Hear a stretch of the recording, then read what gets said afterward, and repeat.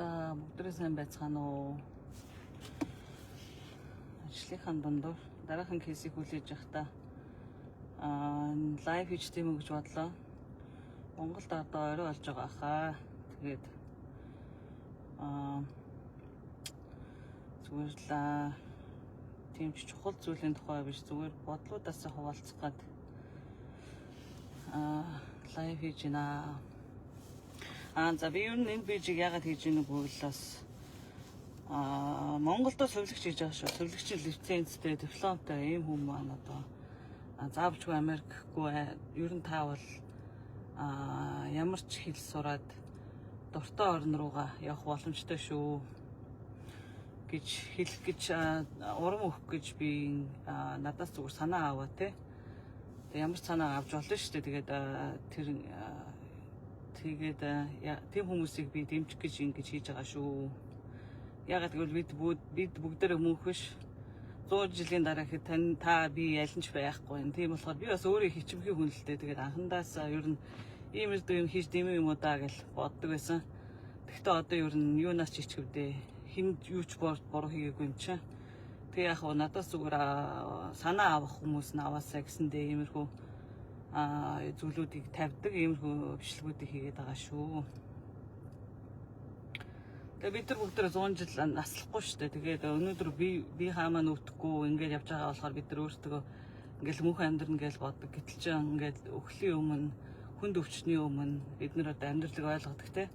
Энэ ч одоо бид нар нэрээ мөнх биш шүү дээ гэдэг. Тэгээд заримдаа хийж амжаагүй юмдаа бид нар харамсдаг. Битгий тэгээсээ дуртай ямаа хийж амьдраарай гэж бүгдийг уриалмаар байна. За тэгээд би яг Америкт л ажилладаг болохоос биш, өвчтөн бодол өвчтөн, хүн л бол хүн, Америк хүн, хар хүн, Европ хүн ялгаагүй дээ. Тэгээд өвчнөө өмнө бүгд л тэгээ юуг байдаг. Бүгд л одоо ингээд хүнээс тусламж гуйсан байдалтай. Тэгээд бидний мэрэгжлийн гой сайхан юм нь юу гэхээр тэр хүмүүс тусалж байгаа да. Гоё гэдэгтэй. Тэгээд кайф нь болохоор тэр хүмүүс туслаад эдгэрээд гарсны дараа гоё гэдэг штеп. Сайхан санагдаг. Тийм болохоор сувлагч мэрэгжил тэрнгээрээ сайхан юм болов уу? Сувлагч юмч мэрэгчлүүд маань. За юу ярих уу гэдэг юм нөгөө энэ дээр бичээд яаж байгаа юм. Тэгэхгүй болоод би ингээд лайв хийгээрээ бас юу ярихаа мэдэхгүй. Тэгээд бас ерөнхийдөө Америкт хэрвээ эмчээрэж бас сувлагчаарч ажиллах юм ажиллаж байгаа үед бол юу ярих чадварт. Тийм болохоор англиар ерөнхийдөө хүнтэй сайн чөлөөтэй байх гэдэг нь ярих чадварч хэрвээ сайтай болвол те. Би л өөрөө ч өвчтөн байдлаар бас эмнэлгүүдэд очиж ирсэн. Тэгэхээр ингээд айгүй сайхан ярьдаг хүмүүс. Тэгээ яг юу чадвар ч сайн байж болно hands on те. Гэхдээ тэрнээс илүү бас заримдаа хэр сайн өөрийгөө өвчтөнд ойлгуулж байна. Тэгээд зарим эмчнэр бол тэгэл ярьсаар байгаа л тэгээд хүний гаргаа авсыг юу хийсэн бэлээ гэж заримдаа бодохоор тийм ч их юм хийгээ. Тэгээд ингээд бийлч амир хэрдэг те. Тэгэхээр Америкт болон одоо тухайн очих байгаа орныхаа хэллийг флуент байх гэдэг маань айгүй чухал шүү. Өөрийгөө хамгаалах болон хүнтэйгээ илүү ойлголцох, хүндээ юм ойлгуулах гэдэг юм дээр ялва хэл сурах тэрэнд флуент одоо чөлөөтэй байх гэдэг нь тэрэнд илүү хэрэгтэй. Тэгэхээр манайхан hands on одоо чадвар гардан юугаар бол хинээс ч гологдохгүй гол нь ярилцах, ярьж өөрийгөө ойлгуулах болон эн чинь бас өөрийгөө заримдаа бас хэцүү өвчтөнгүүд ирнэ хэл амаар дормжлон тэрэн дээр хахаар тэгээд өөрийгөө хамгаалаад гарчих юутай. Тэгэхээр documentation хэрвээ өвчтөн таны хэл амаар дормжлох тэрийг сайн энэ өвчт ингэж хийсэн яг болсон бүх зүйлийг энэ өвчтөн patient stated тийм юм ингээд ингэж өөрийгөө хамгаалж байгаарэ. Тэгээд өөрийнхөө ярих юмнуудыг ингээд аминдаа энэ дээр бичсэн байгаа. Тэгээд ингээд хамгийн секси хүн бол юм мэддэг хүн гэж бичсэн байна. Тэгээ миний бодлоор бол мэдлэгтэй тэгээд тэргээ сайн юмаа мэддэг тэрийг хийж чаддаг. Тэгээ тийм хүн бол хамгийн секси гэж ойлгодог. Хамгийн мэдлэгтэй хүнийг л одоо шүтдэг дээ. За тэгээд Америкт хүмүүс бол ерөнхийдөө нэг өөрийгөө serious хүлээж авдаггүй. Энэ чадварыг бас сурсан дээр суралцуулах зүгээр бас илүүдгүй serious. Тэгээд нэг ингээд амар чухал царайлал тийм биш зүгээр өөрийгөө serious хүлээж авахгүй байвал их амьдрал илүү амархан болд юм шиг. За өчүүхэн миний 10 жилийн амьдарсан туршлагаас харахад шүү дээ. Манайхаа тэг авахныг нь аваад миний ярьж байгаа зүйлс хаяхан минь хаяад. За Монгол зөвлөгч байгаа хүмүүс одоо сонирхож байгаа хүмүүс насны хувьд харамсалтай сайн мэдхгүй байна. Тэгээд тэтгэврт болсон хүмүүс ирэх харин боломжтой байдаг юм болов уу юм болов? Та хэд маань тэгээд энэ хамгийн гол нь эйженсигээс эхлээд асуунаа. Би одоо ийм настай ийм хүн би одоо ямар хөөцөлтлөө гэхэд миний бүт болов гарах болов гэх тээ. Тэгээд одоо тэгээд би зөндөө одоо хэлээд байгаа мэдээлэл үнгүй болсон. Тусдаа мэдээлэл хайж олоорой.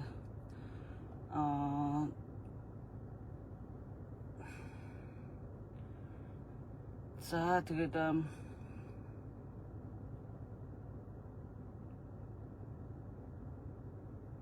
тэгэл одоо ер нь энэ сувилхууг ер нь мэдээ сурыг гэсэн ямар ч хүнд. Гэтэл ерөнхийдөө сувилгч нар л англиараа илүү сурахыг хүсэх байх л та. Түүнээс биш тэгэл хамаагүй хүн тэгэл англиар юу сурах гэж бодохгүй хаа. Гэхдээ бидгүй хүний бас дур сонирхлууд өөр хүн тэгээд айгу манайхан тэгээд хоббитэй байх хэрэгтэй хоббитэй тий арид би одоо миний хобби юу гэлээ гэдэг айгу бодсон шин бас нэг байхгүй юм байлээ. Гэхдээ би яхаа нөгөө хэл сурах дуртай байсан юу биш Азийн талын хэлнүүд биш romance languages Монголд байхдаа бас нэг хэд хэдэн хэл сурах гэдэг эхлүүлээ хайж исэн. Нөгөө Франц хэл сурах гэдэг нөгөө тэр үед нэг параплуи гэж уншд юм байлээ те. Нөгөө юу Эрвэх гэдэг номынсан тэндээс нэг англи франц хэлний тайлбарч аваад хадгалсан байд юм аа. Дараа нь тэрийг хайсан баха.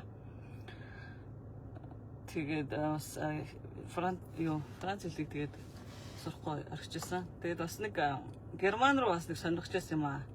Германд байгаа хүмүүс айгүй мундаг шүү. Одоо ялангуяа эмч зөвлөгч хийж байгаа хүмүүс та нараа үнэхээр бахархаж байна. Тэр олон хэлний төвшөнд хүрээд тэгээд одоо мэргэжлэр ажиллаж байгаа. Айгүй хэцүү хэл. Кранкинг юу ч хэлээд тийм зөвлөгчийг. Тэгээд миний бодлоор Аз хэл би болохоор өөр Аз хэлэнд тийм сайн биш. Тэгэхээр хятад, солонгос, япон хэлийг хэзээ сурч чадахгүй хаа гэж боддیں۔ Гэтэ яг хөө тэдний хэлүүдийг сураад тэгээд тухайн хооронд ажиллаад явж байгаа хүмүүс үнэхээр мундаг шүү. Тэгээд би сайхан нөгөө Амарчингийн подкастыг тэгээд электрон жаал орсон сонсч илаа л да. Тэгээд электрон жаал өдөр болго нэг цаг яг хичээл хийдэг байсан. Юу ч болж байсан хамаагүй, өвчтэй байсан ч хамаагүй, завгүй байсан ч хамаагүй. Яг тэгэхээр тэр яг consistency айгуу чухал шүү. Consistency өдөр болгон тэгээд сувилхуу бай. Эсвэл USML-ийг бэлдэж байгаа юмч байсан болно шүү дээ. Та өдөр болгон бэлдэж явал мэдээж шалгалтаа давнаа. За сувилгчийн юуны хувьд бол CGF-нээсээр бол явна. Тэгээд CES гэдэг репортыг хийнэ. Тэгээд тэрэн дээр ч гэсэн аккаунт нээгээд тэгээд тэр чинь можаа сонгоод нэг $4,500 тушаад гин. Тэгээд яг хөө тэр заавалгүй тушаахгүй байж хата та өөрийнхөө профайлыг ингээ үүсгээд мөнгө төлөх хүртлээр юмнуудыг хийж болно шүү дээ. Тэрийг үзээрэй, хийгээрэй. Хоёр төрлийн юм хийсэн дээр яг тэр CES report болон visa screen бас нэг $4,500 байсан байх шүү. Тэр дабл чек хийгээрэй манайхаа. Тэгээд тэгээд жоохон сониуч юм тэгээд өдөрт нэг юм ямар ч гэсэн өөрийнхөө төлөө санаа зовоо тэрнийхээ тэгээд нэг хэсгийг өдөрт ингээ хийгээ дараагийн өдөр дараагийн хэсгийг хийгээ ингээд тэр чинь бас CGF-нээс бүгэлж явуулна аппрув болгоно гэдэг чинь маш том зүйл шүү. Тэгээд хэлний бэлтгэл гэж иржсэнээс тэр бол маш хүнтэй. Тэрний оронд тэгээд яхаа өөрөө бид нар бодоход одоо хамгийн хэмдэр Монголдо хамгийн ч гэж одоо бас хэцүү болсон бидний авч байгаа цалин бас хэд байгаа байлээ Монгол. Имсүүлэгчээр сурчаа тэрийг одоо тэрнгээр иржээвэл их зүгээрээ хэлний бэлтгэл энэ гэж хэлсэн. Хэлний бэлтгэлийг тэгээд өөрийнхөө ямар сурч чадах чадамж байна тэрнгээр сураад одоо заавч хэлний курс авч сурч чадхаар бол тэрэндээ яваад сурсан дээрээ тэгээд CGFNS-ийг одоо манай нөгөө тэнд ч айгүй хийм асуулт байгаа. Ямар ари ямаарад амьдэрдэг вэ гэхээр манайд нөгөө юу н хаягжуулалтын систем жоохон хэцүү. Тэр мэрийгээ сайн яаж хийх вэ? Бид нар нөгөө Африк хүмүүс яаж CGFNS-ийг step by step гэдэг би нөгөө пэйшн дээр шеэр хийсэн байгаа шүү. YouTube руу ч гэсэн ороод how to do CGFNS гэдэг юм уу? How to apply энтергээ хайвал юмнууд байгаа шүү. Тэрийг сайн үзээд хийгээд үзээрэй. Тэгэхээр энэ ямар хүмүүс зүгээр ихээр Монголдо сувилагчийн лиценз нь одоо нөгөө ажиллахгүй байсан ч гэсэн юу чинь хүчинтэй Монгол дипломчин Монгол дипломтой сувилагчийн лиценз expire болоогүй ийм хүмүүс шүү. Тэгээ янз бүрийн хүмүүс асууж байна. Тэгээд өөр мэрэгчлээ харамсалтай нь бол мэдээж болохгүй яа. Тэгэхээр чинь энийг чинь би ч зохиолсон юм биш. Энд чинь юу CGFNS гэдэг credential байгуулах чи өөрөө угаасаа өөрөө чинь яач штэ юмнуудаа явуулахад чинь таныг уусаа болон болохгүй гэдэг чиглэл. Тэгэхээр анхнаасаа зөвлөгч хүн л өөр дипломтой хүмүүс одоо тэгээд аюугаа зөвлөгөн сургуулиуд руу холбогдороо асуугаарай. Ямар хичээл нэмж авч дипломоо хувиргаж болох вэ ч гэдэг юм уу тий. Тэгэхдээ ямар ч байсан тэгээд лицензний шалгалт өгөх л баг. Диплом авч чадсан ш. Тэгжиж юмнуудаа эхлүүлнэ шүү. Англи хэлний оноотой дипломтой лицензтэй ийм хүн шүү заа.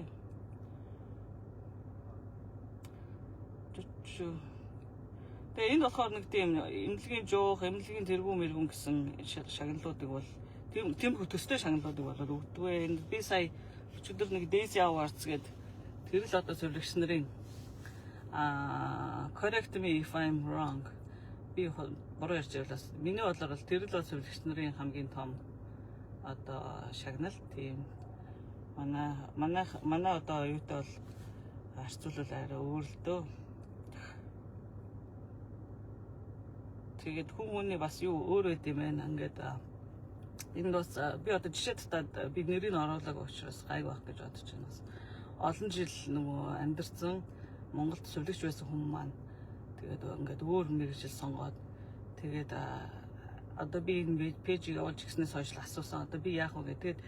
Одоо ийм энд байгаа мөртлөө энд байгаа хүн гэдэг бол айгүй том давуу талтай болшоо. Тэгвэл та аль гэж энд байгаа учраас зөвхөн одоо зөвлөгч тий юунуудаа бас ингээд явуулаад CGFNS юмнууд явуулаад боломжтой өөрөө боломжтой Монголын дипломыг манай CGFNS хүлээн зөвшөөрдөг юм байна. Би одоогоор 2 мужид юугаа авч үзлээ.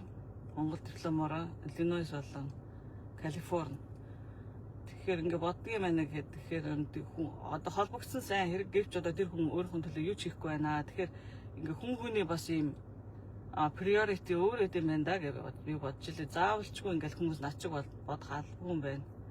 Би жишээлбэл тэр хүний оронд байсан бол одоо зөвлөгчийн CGFNS-ийн шалгалтыг өгөөд ингээд энэ бинд хаягаа бичээд ингээд тийм байгаа байхгүй. Тэггүй юм байлээ. Тэгэхээр зөв хүний юу өөр. За тэгэхээр одоо би хүн болгон тань шиг бодох албагүй гэдгийг бас айгуу сурсан. Нөгөө хүний жишээ болохоор бас энд ногоон карттай хүн байсан. Тэгээ бас мөн Монголдо зөвлөгч. Тэгээ тэр хүн болохоор бас тэгж хэлсэн. Би Америк зөвлөгч болмооргүй байна. Монголд би ямар нэгэн тасгийн ахлах зөвлөгч болоод байх нь илүү надад сайхан байна ч үлээ тиймэр дөө. Тэр нь илүү өөртөө гоё гэж хэлсэн. Тэгэхээр тийм байж болно шүү дээ. Заавалчгүй би тэгэл. Тэгэхээр тийм байд юм биш хүмүүс минь. Хүмүүс заавалчгүй тэгэж энд байгаагаараа за би юмаа яагаад авчиг гэж боддгоо бэлээ. Тэгэхээр энэ дээрээс айгүй том сурсан юм хүн тань шиг бодох албагүй. Тэгэхээр заавалчгүй тийм тэгэхээр бид нар хүн болгоны ялгаатай талыг хүлээн зөвшөөрөх ёстой. Тэгээд миний пэйжийг эхлүүлснээс хойш ингээд дийлэнх нь баг 99.9% нь эмэгтэй хүмүүс байгаа. Тэгээд girl power ямар хүчтэй юм бэ монголчуудаа. Тэгээд би үнэхээр бахархаж байна. Эмэгтэй хүмүүс тэгээд одоо Монголд маань эмнэлгийн ажил хийгээд та бүхний нуруунд дээр л одоо амьдрал явагдаж байна да. Тэгээд яг тэгэхээр эмэгтэй хүмүүс ягаар юугаар онцлогтой гэвэл бид нар чинь бас хүүхэд гаргана, хүүхдээ одоо тэгээд бас тэр эмэгтэйчүүдийн маань нөхрүүдэд бас их баярламаар байна. Та байгаагүй бол одоо ингээд эдгээр ийм хүндцүү ажил ингээд хийгээд явахгүй байх байсан. Тэр хүмүүс бас айгүй ойлгож хүлээж авдаг баха энэ хэцүү мэргэжлийг гэж хэлмээр байна. Тэгээд энэ бол хэцүү шүү. Тэгээд эмэгтэй хүмүүс ундаг шүү. Тэгээд яг намайг дагж байгаа хүмүүс нь бас их хвчлэн эмэгтэй хүмүүс байна. Тэгээд та бас сонирхоод тэгээд өөртөө бас ямар боломж байгаа гэд бодож дагдаг баха гэж бодож байна. Тэгээд бас эмч хүмүүс их холбогдож байгаа. Би эмч хүмүүсийг бас encourage хиймээр байна. Та ч гэсэн эмчээр ирж чадсан шүү. Заавал ингээд зөвлөгч болж ирж яахсан бэ. Гэхдээ яг өөрсдийнхөө юугаа хийгээрээ, судалгаа хийгээрээ боломжтой шүү эмчээр ирэх. Яг тэгвэл би хамгийн анх нэг би энд нэг Чикагод Иллинойс эмч болсон хүн юу яасан. Хараад тэр хүн ингээд эмчээр ирсэн байна гэдэг ингээ урам аваа. Тэгээд би тэр одоо манифестыг хүсгэж бас их байдаг шиг санагдсан. Тэр үеэс эхлээд би ингээд өөрийгөө их ямар гоё ингээд Америкт зөвлөх шийжвэл ингээд өөрийгөө ингээд төсөөлөл те ингээд компьютер дээр нэг портабл компьютер ингээд чигээл ингээд яг нэг кинонд хардаг шиг ингээд скан хийгээл өмчнийхээ имжлэгээнүүд яг ингээд байж энэ гэж өөрийгөө скраб өмссөн. Америкт ингээд байж ингээд төсөөлдөг байсан. Тэр маань бисэн шүү. Тэгээ бас маш их зөв зүйлийг хийдэг. Тэгээд бас муу санаа агуулахгүй, хүн татаарахгүй. Тэгээд тийм байхад бол болсон. Тэр маань нөлөөс юм болов гэж бодсон. Өдөр болгон тасалдаггүй эмчийнхаа имийг уншаад сүлгчийнхаа юмнуудыг уншаад хичээгээрээ манайхан чадсан шүү. За тэгээ бас Монголд бас өөрт ч ямар нэгэн асуудалтай байсан бол энэ дээрээ асуудал чи ярилцна гэж байхгүй. Тэгээд яг орчинчил өөрчлөгдөж чинь гэсэн үг. Тэгээд яг тэр талаараа бол бид нар бол миний хувьд бол янз бүрийн бас өндөр туулж одоо траума гэх юм да трауматай болсон. Тэгээд тэр мөр маань тэгээд яг шууд бол арилаагүй. Тэгтээ бол ингээд орчин өөрчлөгдөхөөрөө хүн ингээд яг тэрнээсээ эдгэрлийн одоо тодорхой хэмжээнд ингээд эдгэрч ингэж явдгаа. Тэгээд за эндээс асуулт асуусан хүмүүс байна уу? Mostly people are watching. Монгол бандуулсан байсан одоогоор ажиллах хүч авах талаар мэдээлэл. За тэгэхээр VEMA staffing гэдэг agency-гээс асуусан чинь юу яарах гэсэн шүү. Тэр төлөө тэгээд холбогдоод асуугаарай. Тэгээд би бас сайхан комент бичсэн. Монголоос би бол одоо Монголд ямар мужуудад та бүхэн зөвлөгч авчрах боломжтой байг асуусан байгаа. Хариултыг хүлээж байна. Тийм л байна да. За тэгээд жижигхэн лайв хийчлээ манайхан. Тэгээд Монгол байгаа хүмүүс нь сайхан амарцгаарай. Тэгээд өөр яах вэ? Манайхан асуулт байвал асуугаад үлдээч. За бай.